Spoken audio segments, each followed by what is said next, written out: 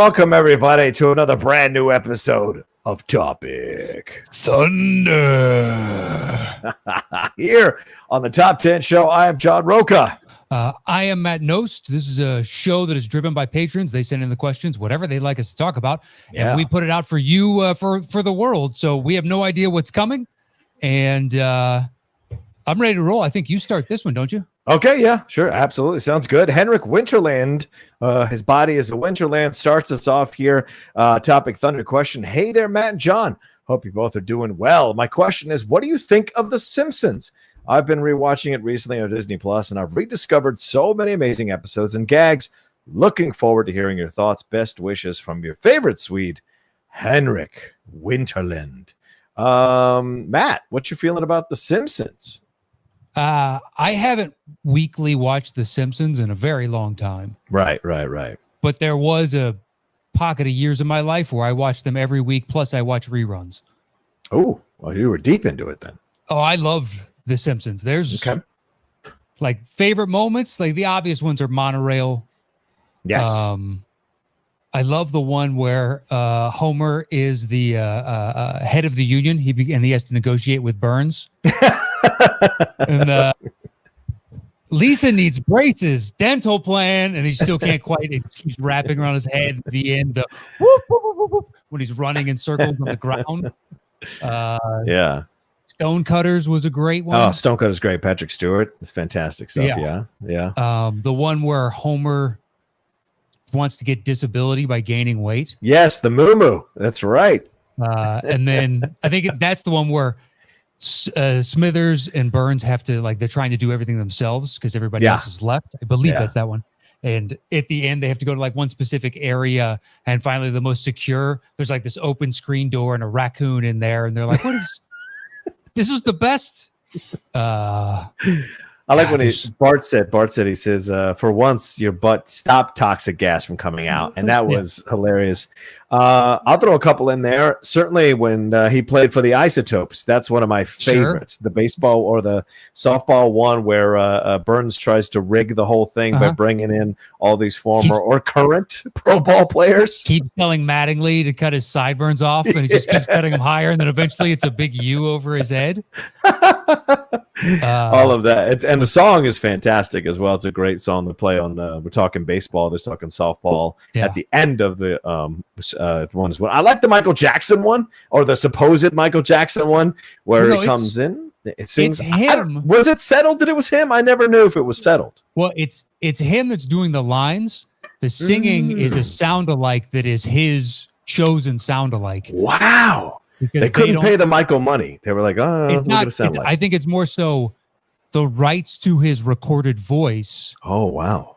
Is someone else's, like in this instance. So you can't have that. So he grabbed this dude who's kind of like one of those, basically in essence, he's a studio musician, but he's a studio singer. He's just bounced from band to band to band type of thing. And he can, that Lisa, it's your birthday. That's him singing, but it's Michael doing the lines. I'm like 99.9% certain. It's so good. It's one of my favorite episodes. However you feel about Michael Jackson. It's your birthday. Happy birthday. I mean, it gets you going. Way better than Bart, man. Oh, yeah. I hate Bart, man. Yeah, but that one and the baseball one are two of my favorite songs on there. I like the one with John Waters where they're all trying to like not say that he's gay, and they're all like uncomfortably weird about it. And he's so funny in it. And then, of course, Mo has that moment where he's like, we'll do anything if you save us. Anything. He was like, oh, shit. Which one is the one where Troy McClure is doing the musical of Planet of the Apes? Oh, yeah. Oh, my God. It was New York all along, or Earth all along, whatever it is. But they made a monkey out of me. Exactly. He can talk. He can talk. Dr. Zayas, Dr. Zayas. Dr. Zayas, Dr. Zayas, Dr. Zayas. What fucking episode is that? That was a great episode. He does a fucking breakdance move. I'm going to tell you, Dr. Zayas. That is, I mean, Troy McClure was great. Unfortunately, Phil Hartman passed away or was killed. That's when you saw his great voice abilities, when he's just, hey, you might know me from, it's just brilliant stuff like that. Even the Arnold knockoff was great. Whenever you see the Arnold knockoff show up. Oh, yeah, McGonagall? Yeah, McGonagall. Damn you, McGonagall. apparently, if you stitch together all the little vignettes they've shown, it makes a small little movie. Shut the hell up. I've never seen it. I would totally watch that. I would, just because it's got to be a few minutes long max, right? And it's whatever. It's all the cobbled together scenes. Right. Yeah. The Treehouse of Horror stuff was good too. There were a number of those that were pretty funny that I enjoyed. I think way back in the beginning of it all.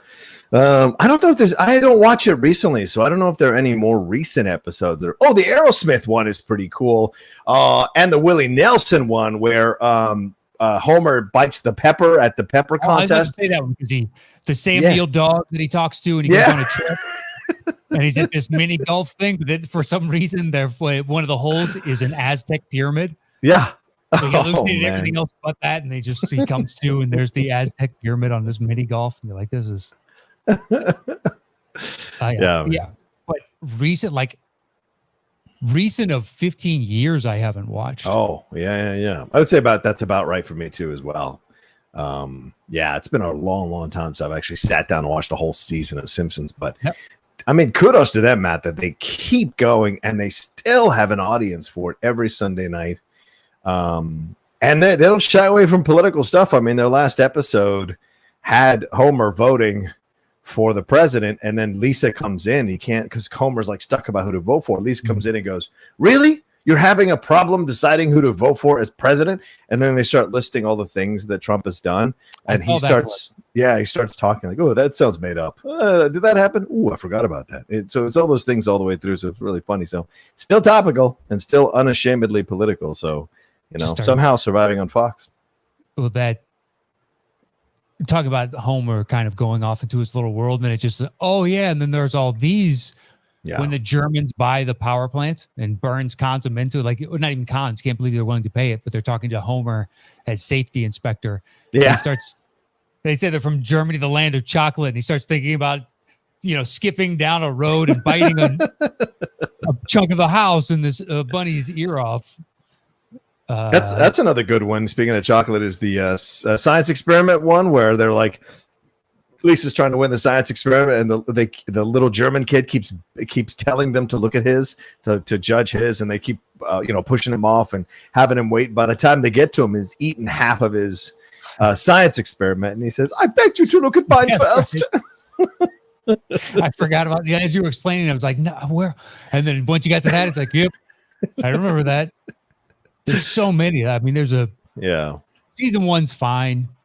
Like in season 2, it starts getting good, and then season 3, 4, 5, 6, 7. Like there's gems each season. Yeah, that's when it hits its stride for sure. At least for my taste, but I haven't watched in so long that I don't even know what they're doing anymore. It's like South Park, man. I haven't watched a South Park episode in years, man. But when they first started out, I was like slavishly devoted to watching every week that they had a new episode. Though, of the two, I still have friends that devotedly watch. Really? South Park? And everyone's saying they're like, "Oh, you got to watch this episode." I never do. Right. I'm kind of, I don't know, just stopped watching South Park. Yeah. You just kind of move away from things. Yeah. All right. Thanks, Henrik. Appreciate the question. What's our next one, man? Our next one is from Nancy Mallory and says, "Hi, John and Matt. I recently watched Eddie, which is the classic, 1996 film with Whoopi Goldberg. Classic? Okay. Even though the plot might be unrealistic, okay, it's a fun 90s film with a great soundtrack featuring Coolio. If you've seen the film, what are your thoughts? I think you know mine. As basketball fans, what NBA team would you like to coach if given the opportunity, Nancy Mallory?" Ooh. Wow. Oh. Well, first off, have you seen Eddie? Yeah, I saw Eddie once. And once was enough. It sucks. It was at that time where I was watching all the Whoopies, like to try to see if she would like jump at Jack Flash. And that was years before. That was early 80s. Eddie's like right at the end where she's a lead, right? Like it's right at the end where they start giving her stuff and stuff. Post Sister Act 2, where she's still getting offered all kinds of random projects. Right. And that all Ghost Sister Act, vaulted her too. She can have her own movies. Right. And then Eddie was like, maybe she shouldn't. I think it was a good premise. I just think the film overall was not funny at all, but it's a great premise. Sure. The idea of someone come off the bench and a woman. Yeah. You could make it work now.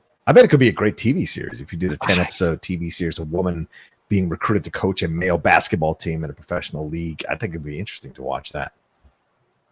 Yeah, I just don't know how it's anything other than what it was. Oh, right. You're talking about Eddie. Yeah, that's fair. It's one thing when one person joins a team, but it's another when you're just some schmuck in the stands and you can run the New York Knicks. That's true. True. Even the worst coach is still a billion times better at us on the X's and O's. Yeah, right. That's a fair point. So you're telling me some fan, and I love basketball, but I can't hold a candle to the actual coaches. Even when you denigrate them, it's like they have thought more about basketball for 2 of your lifetimes. You don't think you could coach? I feel like you could coach as much as you know about ball. Yes, but then there's other guys like someone like Brad Stevens. Everybody loves his out of bounds, his timeout plays, right? Because he just has new and inventive ones left and right, which means more than likely he's been storing those away and thinking about basketball and finding every little nuance, like Bill Belichick style. Study the rule book and figure out what is technically legal. Right, right. So no, straight out the gate, no. Okay. Luck from the stands, not a chance. So at the professional level, no. Yeah. Okay. Put me on the staff and I learn over time and I think I could eventually. Okay. But I don't know how many years that would take. And I'm 41, so that ship kind of has sailed at this point. I got faith in you, man. But all right, I understand. Thank you. I appreciate that. What team do you want to coach? Oh man, that's a tough question. It wouldn't be the Wizards. No, I'm not going to take the Bulls either because that's not fun. And I wouldn't take the Celtics, even though it's a marquee job. The pressure in Boston is just astronomical. LA seems a bit too like you're trying to jump on the bandwagon. This is a tough choice. Maybe I'd go. I've always had a thing for Minnesota, so maybe I go to Minnesota and try to do something there. Boy, I don't know. God bless you, but that seems like a recipe for disaster. That does not end well. Yeah, Roca in Minnesota. Yes, I don't believe it. Cat, for the love of God, Cat, play some fucking defense, man. Jesus Christ. You're huge. I wouldn't last this season. It would be tough, man. That would be a tough fucking team. I don't know, though. What would you do?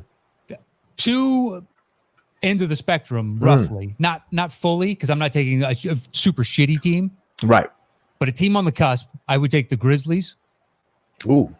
Because John Morant, Jaren Jackson Jr., and Dylan Brooks, they're all 3 young. They're fun. Oh, we're talking about teams right now. Oh, okay. All right. Well, who do you want to coach? That's what I assumed. Oh, yeah. My bad. I was thinking like a franchise overall, irrelevant to who the players are. But I will go. I'll play your game in my head a little bit while you're talking. Go ahead. Yeah. So John Morant. That's why I was like the T-Wolves, man. Oh. Yeah, right. That's a bad idea right now. Yeah, I wouldn't. If we're just saying full-time, long-term, Miami, LA. Yeah. Miami's good. Golden State.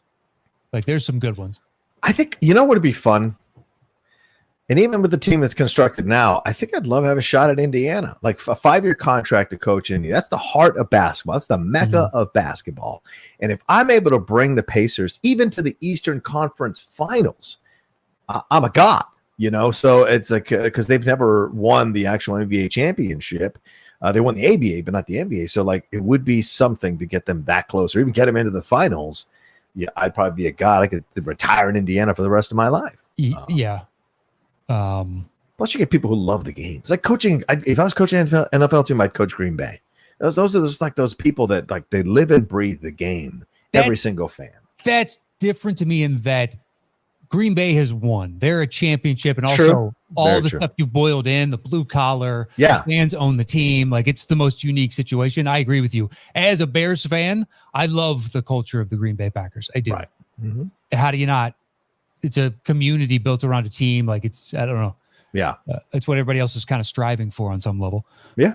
But yeah, Indiana, it's a great town for basketball. The state loves basketball. It's a tough. The problem is you're not going to be able to attract free agents. So you got to build through the draft and your own talent or trades like Oladipo, but they're getting ready to trade him out anyway. That's true. He wants out. I like Denver. I think they're a lot of fun. Oh, Denver's great. Yeah, Denver's a great choice.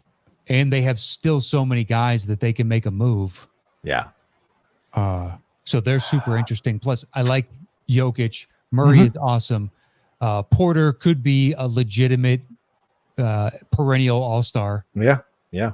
I mean, they've got a lot of fun on their team. Gary Harris, maybe they trade him, maybe they hold on to him, but then you got the defensive guy that can put in buckets as well. Yeah. They're super interesting. I think the Phoenix Suns could be fun, especially how frisky they were before they got knocked out of contention for the playoffs in this bubble earlier this year. I'd love to take a chance on that team. That team looks like it wants to win. Yeah. So I like that idea, man. Finally in Phoenix. It's been a while, man, since Nash, wouldn't you say? Nash they were legitimate? Yes. Yeah. Yeah. I mean, it's been a decade.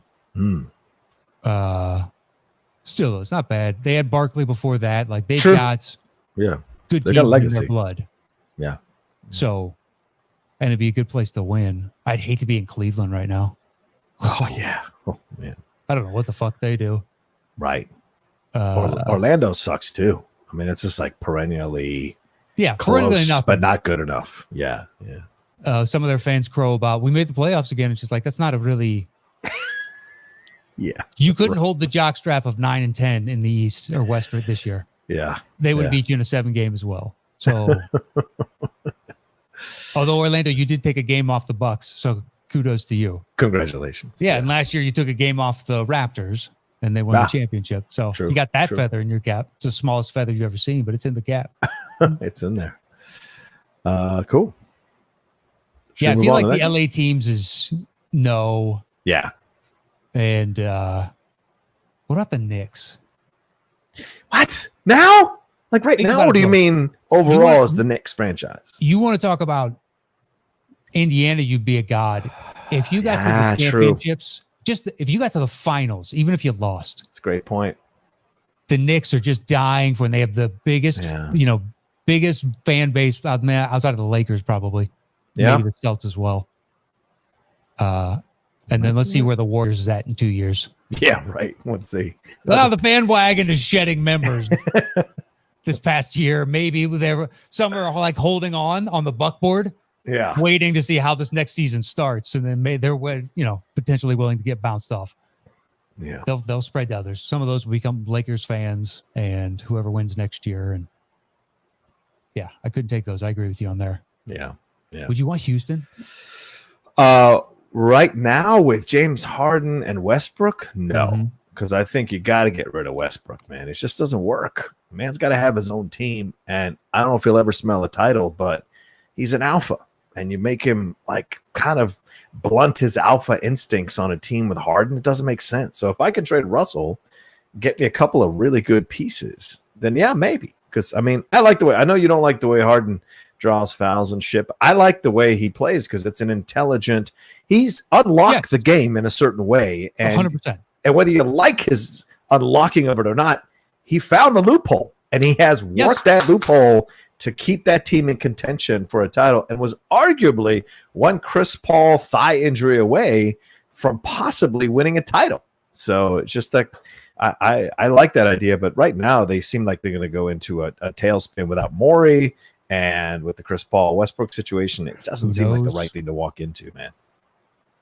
You mean the Harden Westbrook? I'm sorry, Harden Westbrook. Yeah, sorry. Former teammate Chris Paul. Yes, right. Yes. I don't. Is Capella still there? Is Capella still there? No, Capella's in Atlanta. Yeah, see? So. Yeah, I don't know. I mean, it's not. Harden has unlocked aspects of the game. And the fact of the matter is, getting to the line that much is totally worth it. It's the cheap way at times in which he does it, where he can get 2 or 3 calls a game on cheap shit. The thing is, you are too fucking good for that. He just is.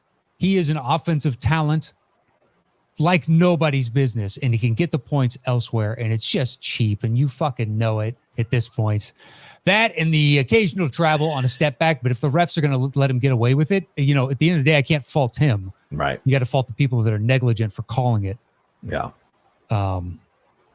Because he travels, I don't know, sometimes the step back looks okay, and other times it's not even just from him. Luka does it, and everybody does it. There are occasional ones where, like, you clearly had established a pivot foot. Yeah. And then after that second and a half, 2 seconds, then jumped off. Just like, no. that's a travel, but it's the Euro step that I will started sometimes be like really that one. You can spot it every time, so I'm used to the rhythm of it. Yeah. People get caught up on the gather step into the Euro, and that it comes close. Yeah, it comes close. It does, but by and large, I think they get that one technically right under the way the rules been interpreted now enforced. What do you think about this? I know we got to get to the next question, but like LeBron, I mean, because all the shit that's been happening, and then you throw in all the madness of the election as we're recording this. Like it feels like he won the title 6 months ago. Like it does not feel current, at least to me. And there isn't that normal, like, let's write 1,000 think pieces on LeBron. Let's quantify his legacy. It's like people just were like, okay, cool, you won, and moved on. Even LeBron isn't making that a big deal out of it. And it was almost like he won it and he's like, okay, got it. I got it done. Like it was just a job done and he moves on. There isn't that like with exultation with Cleveland or the 2 times he won it with Miami. This felt like an almost a foregone conclusion the way he was playing that finals, which is something he's never experienced in a finals, right? Beating the Thunder, it was still kind of iffy going into those last couple of games, but certainly with Miami, against San Antonio, it was toe to toe, and then with Cleveland, of course, coming back 3-1. So he's never experienced a situation where he was the favorite necessarily from beginning to end, and it certainly felt that way. So there's almost a weird kind of like, yeah, I did it, you know. Those Heat teams were so stacked. Even when they weren't the favorite, they were the favorite. What, against San Antonio? Yes. I don't know. You're right in that the discussion was, will they have all the championship experience? And then you look at the other side of the ball and just like you have LeBron, D Wade, and Chris Bosh all in their primes. Right. Dude, that's brutal. Right. I mean, Chris Bosh is third banana and is the afterthought to most people in historical context. That dude was legit good and actually would probably be even better in today's game because he could space the floor if he was allowed to shoot more threes, which he was, in his day, pretty decent at shooting corner threes. He was. You're right. You can't tell me he can't do the PJ Tucker job right now. Yeah, true. Very and good do points. it better. It's not against PJ, just Chris Bosh was a better talent. Yeah. That team was stacked. But, maybe if you go back and look at the Vegas odds that San Antonio was favorite. I don't know. I can't remember off the top of my head. Yeah. There hasn't been as much fanfare, but there's no parade. There's no. Yeah. It's weird. Not the usual. And then the Dodgers winning right after that around here. Yeah. That lasted. I saw people in Dodgers gears for like 2 days. Yeah. So weird. Yeah. But I mean, it's the pandemic and everything else. So yeah.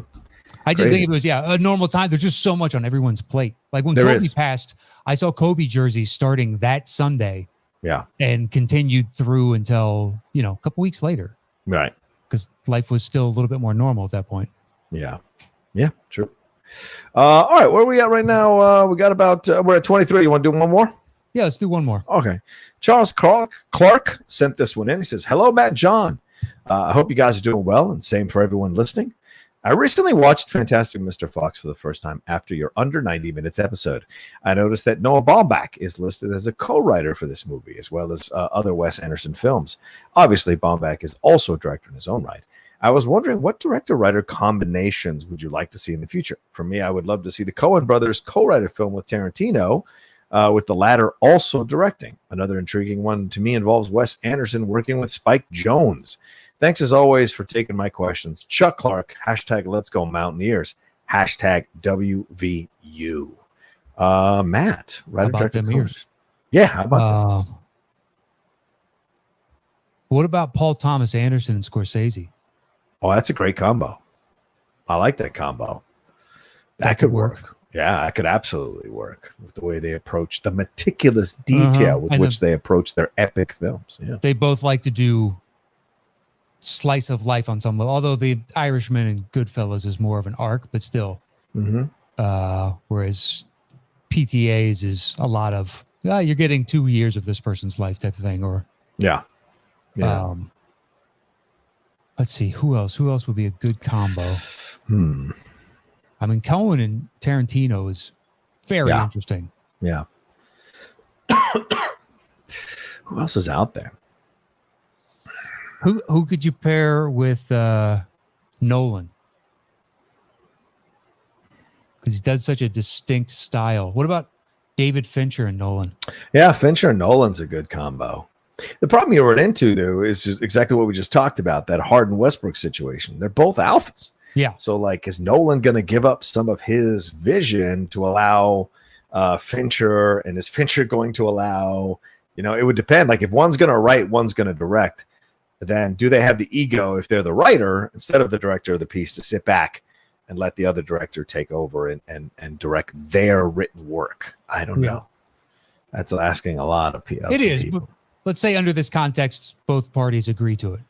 Yeah, I'd be curious to see what they'd come up with. Yeah. Because I think Fincher would force Nolan to go darker. And by that, I mean, Nolan presents interesting themes. Yes. That on the surface seem dark, but not. He doesn't go deeper into it. Fincher explores the darkness more, like Seven, Zodiac, Mindhunter. Right. Those are more the explorations from the background foundation up, whereas Nolan is about the high-minded concepts that are occurring, and there's dark moments, there's murders and what have you, but he doesn't really delve deep enough into it. To even Inception, it's more about being intelligent than it is about being dark. And so I think what Fincher's doing is the combo of both, which why I enjoy his films more than Nolan's films overall. Yeah, that's true. It's fascinating, though. That's fascinating to think about all these. I was trying to think of female directors. I was trying to think of like Sofia Coppola and maybe Patty Jenkins, but I don't know if that works necessarily. What about Patty Jenkins doing a Russo brothers script? Because they ended up writing. Oh.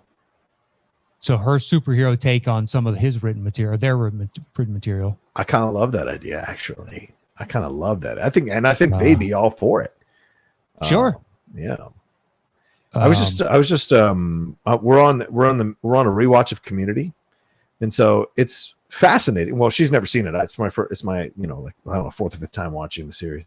I didn't realize how many of those episodes they actually wrote and didn't direct. So what you bring up makes a lot of sense. Patty could totally direct something they've written, and I think they'd sit back and be fine with her doing that. What about to go with Tarantino again? Tarantino and James Gunn. That's a combo. It is. James Gunn. Wow. Yeah, I mean, I think that would work because they both have that. Good at the jokey rhythm pattern. Yeah. So, which means he can handle the dialogue of Tarantino. Yeah, yeah. They also have the propensity to go grindhouse a little bit, Matt. Like with Suicide Squad, looks a little grindhousey. And what he did with Guardians isn't necessarily grindhousey, but his previous stuff, a couple of his horror films, they have a little more of the cheesiness, but artsy cheesiness to them. And so I think that would totally work. Those guys would totally work together. I could see that. Who would Ben Affleck work with? Who could Ben Affleck direct that's something else somebody else wrote? Maybe even what we just saw on the way back, maybe something Gavin O'Connor wrote, like he did Warrior and what have you, and have Ben direct that. That could be possible. Sure. I don't want to throw Kevin Smith in here. No offense to Kevin Smith. I don't think he necessarily belongs in this conversation. In terms of the level of quality of the movies, I know some people like his movies. I like his movies, but they're not like, Scorsese and Paul Thomas Anderson, those kinds of films. Maybe Kevin Smith and Judd Apatow. That's possible. Either have Kevin direct the Judd Apatow script or vice versa. Okay. I think Kevin Smith is just so uniquely Kevin Smith. It's tough to see him doing anything other than his own stuff. Yeah. I didn't see that. I didn't see that new one. Did you see the new? I haven't seen a Kevin Smith in years. I like a new one. Yeah. What, since Dogma or something? That time frame. Yeah. I may have seen like one thing in between. I saw Cop Out. Oh, yeah. Cop Out. Which is terrible. Yeah, it is bad. He talks about how bad it is too. He does. Bruce Willis. And how Bruce Willis was a pain in the ass to work with. What about Coogler? Coogler. Okay. Who could write something for Coogler as a director? Shit, I don't know. Well, depending on the project, you could say McQueen. Right. Yeah, good point. But what I if don't Coogler directed a Spike Lee film? That's possible. Now, Spike would have to direct a Coogler written script, don't you think? Yeah. That makes more sense to me. Yeah. I'm trying to think who else you could pair up with Coogler. I mean, Jordan Peele could work if it's a horror film, maybe to push like Coogler, because Jordan produces a lot of these things now instead of directing them. He could write the script for one. I don't know. They announced they're doing People Under the Stairs. Yeah. Yeah. Does any horror fans of ours, do people like that movie? I remember thinking it was so terrible, like wasn't scary to me. And then they were going for, if memory serves, like humor in certain parts. Yeah. There was like a good monster under the stairs. I think he had eaten his tongue off or something. It was right. Befriends the other little kid. And they announced it and I was just like, wow, that's a big fat shrug from, I got to imagine 90% of the movie going populace. Yeah. Yeah. But what do I know? Maybe there's horror fans, they may love it. I'm not entirely sure. Well, here's the thing for me. Ava DuVernay, I like Salem. Oh, sorry, Selma. I liked the 13th, but I really hated A Wrinkle in Time, and I am a little bit worried about how Eternals is going to turn out. So that could the helm of that. Yeah, so that could be interesting. Is it Eternals? Hold on. One with Jolie and Kumail Nanjiani and I believe that's the Eternals. Yeah, she's doing. Sorry about that. People are like screaming at the thing. She's doing the New Gods. Yeah, the New Gods. That's it. The New Gods. It'd be interesting to see her and Coogler come together. Either she writes the script and Coogler directs it, or vice versa. Because I think I trust Coogler more as a director of the bigger stuff than I do Ava, judging from Wrinkle in Time. But because I enjoyed her Selma, those are smaller, quieter character pieces. I think she'd do a better job with that. You never know, though. I mean, Pete Jackson wasn't Pete Jackson until he did Lord of the Rings. True. Very good point. And James Gunn wasn't James Gunn until Guardians. And so it only takes one. Yeah. Well, maybe she knocks out of the park with New Gods. Yeah, maybe. We shall see. We shall see. All right. I think we're good there, don't you? Yeah. Yeah, I agree. All right. Well, sorry about that. All right. Well, thanks everybody for watching this episode of Topic Thunder. It's always great to get your questions and answer them here. And as you can tell, we talk about whatever comes up, whatever you all want to ask us, we do. We're running a little bit low on topics, so I want to encourage you all to send in some new batch of questions you have for us or any topics you want us to talk about. We do the show every week, Matt.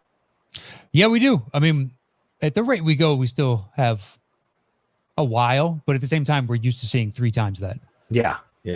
I think it's because, whenever like Machine Gun Lemke and it became a thing, and then he hasn't sent one in after Rat-a-tat. It's just like, oh, well, maybe those people are trying to let others come in. Mm-hmm. Yeah. It seems like certain people just when they're thinking of it, they think of 2 or 3 at a time. Right. And Lemke is just, I know he's been trigger shy as of late. So fire away. Machine gun, fire away. But thanks to everybody that supports us over at patreon.com/the top 10 with the number 10. Through all of this, it's meant the world to us that you guys have stuck with the show, and we can't thank you enough. You can follow me anywhere at Matt Nost, and that's it for me. Okay. You can follow me at The Roca Says on Twitter and on Instagram. Don't forget our YouTube channel. Go to our YouTube channel. Find that there on YouTube, the top 10. You'll see Roca Nost in there. Give it some love. Give it some likes. Leave comments. Those are always important. So please do all of that to support us. And as Matt said, go to our Patreon address, which is right above my head. Go see the multiple tiers you can be a part of. And if you're $5 and above, you can send in questions and we'll answer them for you. And if you're $50, you get to choose a topic. And then we'll bring your list onto the show. And don't forget to catch up on all the Golden Ticket episodes as we're about to enter into the second round and it's been such a great time. So thank you to everyone who's been involved with it so far. And here we go. Here's where the rubber meets the road, man. So second round, we'll see what happens. Damn straight. Cool. All right. Well, thanks everybody for watching this Topic Thunder, and we'll talk to you next time on the top. Next time on Topic Thunder.